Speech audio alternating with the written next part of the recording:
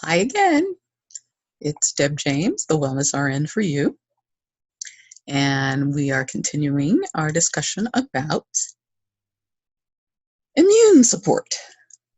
There's a very common plant, herb, that is used and has been used for centuries.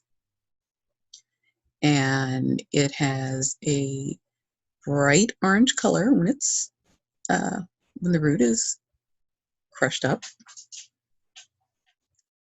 And it's very spicy. If you've ever had Indian food or some Middle Eastern foods too, you've probably had it. And that is turmeric, also known as curcuma longa. So turmeric is something that has been used in cooking for literally centuries. It's believed to have begun being grown in India, but it's found throughout India and tropical climates, pretty much. If it's tropical, you can grow it. And it is yummy. Let me tell you. It is spicy, but it is very tasty. It's not just hot, it's very tasty. So, what is so wonderful about turmeric? Well, for starts, it is an anti-inflammatory. So it cuts down on inflammation in your system, and it has been used widely for any type of peptic disorder. So hyperacidity, peptic ulcers, reflux, those types of things. Researchers found that turmeric works very well for those issues. However, you need to make sure you do the right dosing. 2 milligrams a day of the dried rhizome and up to 9 milligrams a day of the fresh rhizome. And what that means is if you exceed those limits, you can cause other problems. So you want to make sure that you're taking the right amount. It's also known as an antioxidative. So what that means is it keeps your cells from rusting, for lack of a better term. When your cells are rusty, they don't function as well, and they age. Just think of it, if you've had some metal that's sitting out, that's been all through weather conditions all over the place, and you go and get that metal, that steel, that iron, it's going to be rusty. And that's because it is chemically breaking down. And so it's the same thing that happens in your body. Your cells will eventually break down. So you want to make sure that you renew them. And you want to make sure that the ones you have, you keep as long as possible. And oxidative stress is another result of mental emotional stress. I mean, there are other things that can cause it as well. But with what everything's going on now with COVID-19 and what we're seeing with all of that, people are very stressed. And understandably so, because this is not something we've seen before, and we don't know what's going to happen. We don't know how it's going to happen. It's a virus. And unfortunately, a virus can mutate. And if the virus mutates, one, you don't know how it's going to mutate. Two, you don't know when it's going to mutate.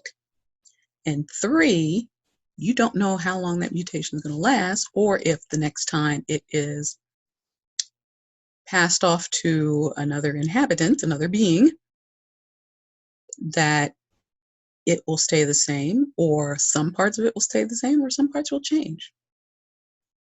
That is the nature of a virus. It's very unpredictable. So it's difficult to tell what's going to be happening in the next months. But we do know that if you're not out and socializing, that decreases your chances of that virus spreading. Because every time the virus is passed from one person to another, that is a chance for it to mutate genetically. So what started out in China may not be the same thing that's spreading throughout the world now. It could be, but it may not. It's just like the flu virus changes every year. There are different mutations of it.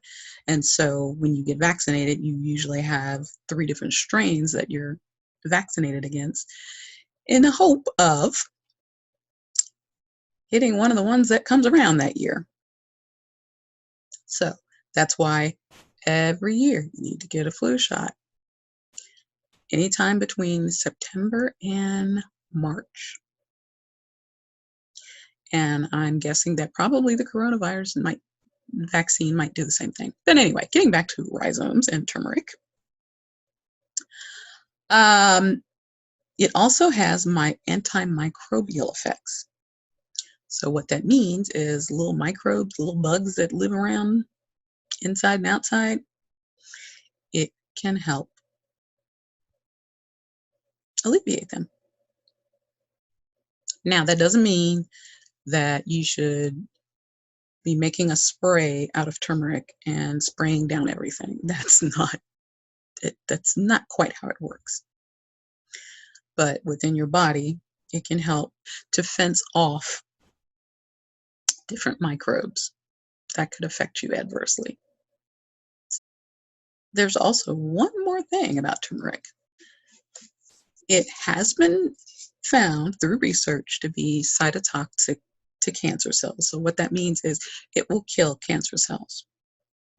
Again, this does not mean you go out and take a whole bunch of turmeric if you have cancer and figure, okay, well, I'm just going to overdose myself with turmeric and it's going to help. No, that's not how it works. When they've done studies, they've been what they call in vivo, which means that you're working basically in a petri dish. So it's beneficial. It can attack and destroy cancer cells. However, every cancer is different, and there's no guarantee that whatever particular cancer you have, it's going to be beneficial for. So do not take turmeric in place of cancer medications. Don't do it.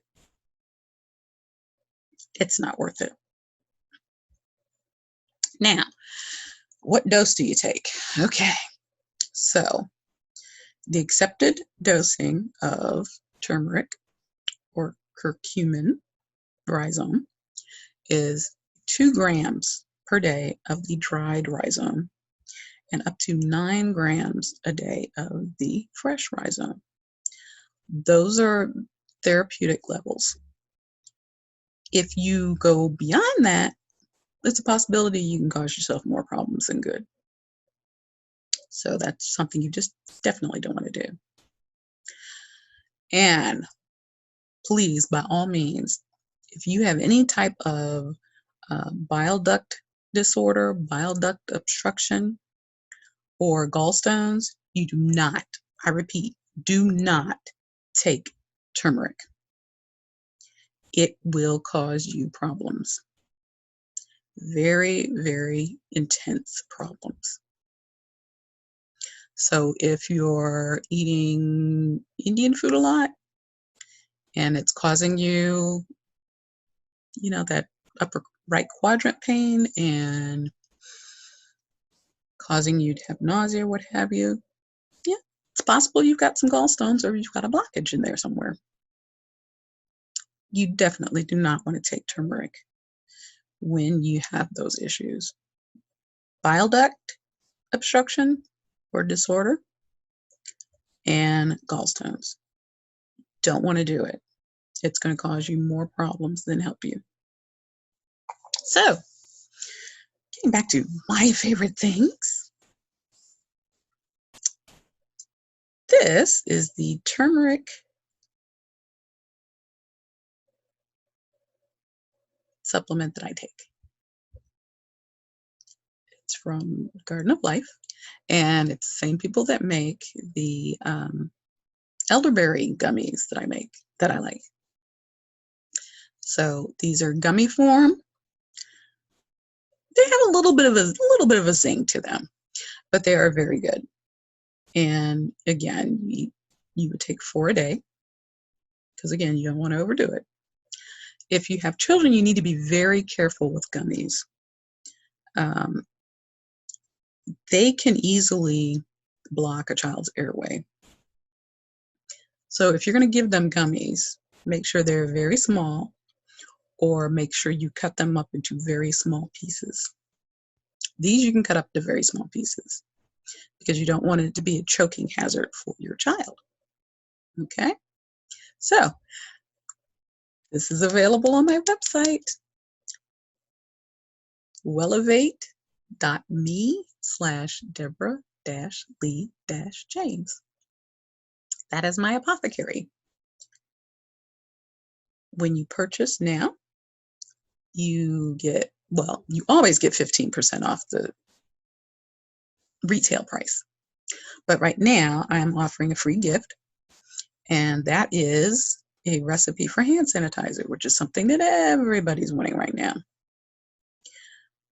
All of the products in the hand sanitizer are available on my site, on my web store, except for the alcohol.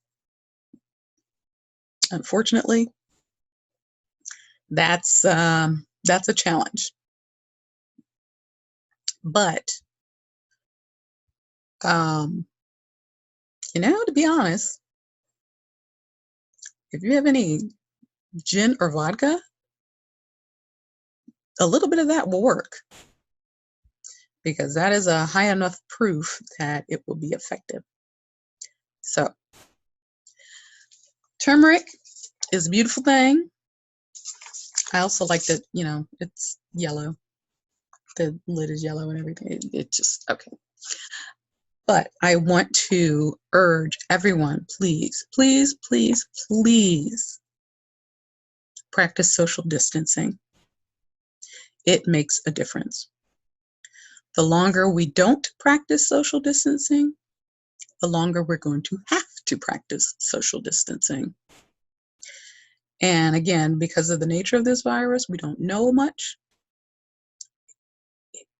Is it really worth risking your life or the life of a child or an elder to go out and have a party, have a barbecue, hang out at the beach or the fish market? Really? It's not worth it. Please be safe, stay home, wash your hands frequently, don't touch your face, and have patience and kindness for everyone, because right now this is a very difficult time. All right? Okay, so I will see you next time. Take care. Bye.